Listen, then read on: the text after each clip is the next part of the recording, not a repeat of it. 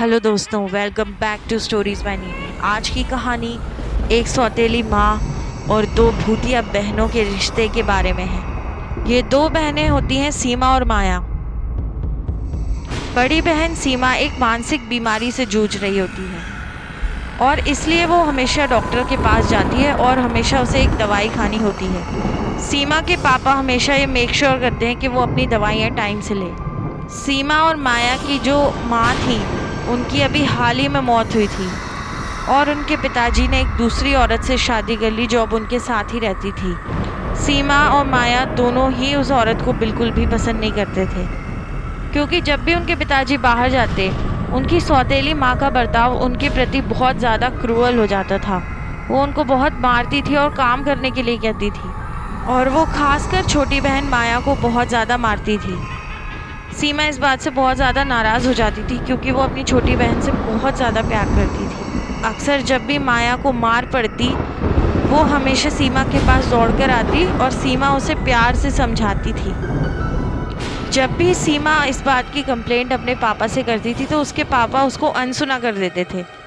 इसी तरह एक बार माया घर में बर्तन धो रही थी, तभी सीमा ने देखा कि उसकी सौतेली माँ आई और उन्होंने ज़ोर से एक गरम चमीटा लेकर उसके हाथ को जला दिया।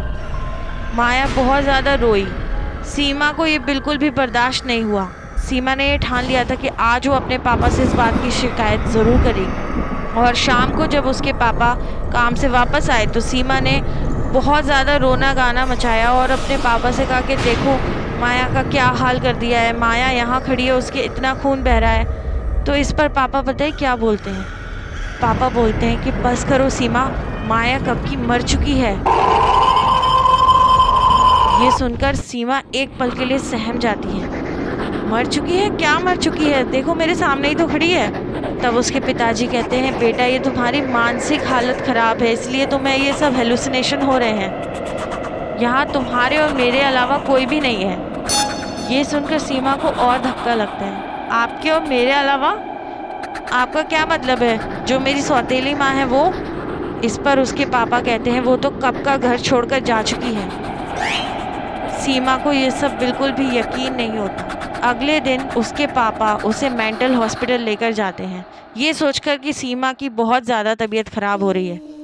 और वो ये सोचते हैं कि अगर सीमा कुछ दिन डॉक्टर्स की केयर में रहेगी तो उसके लिए बेटर रहेगा। हॉस्पिटल में लेटे लेटे सीमा को अपने घर का सपना आता है। वो सपने में इमेजिन करती है कि उसकी सौतेली माँ घर वापस आ गई है। वो सपने में देखती है कि उसकी सौतेली माँ किचन में खाना बना रही होती है।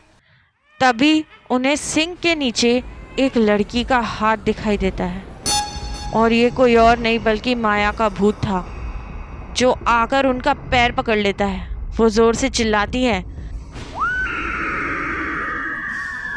और माया से कहती है मुझे माफ़ कर दो, मैंने तुम्हें मारा था, मुझे माफ़ कर दो, गलती हो गई।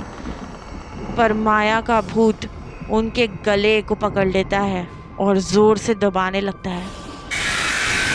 और ये सब तब हो रहा होता है जब सीमा के पिताजी घर पर नहीं होते।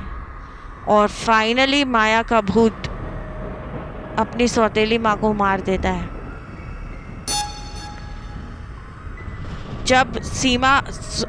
जब सीमा सोकर उठती है तो वो बहुत ही ज़्यादा खुश हो जाती है। पता नहीं क्यों उसके चेहरे पर बहुत ही अजीब सी मुस्कुराहट थी।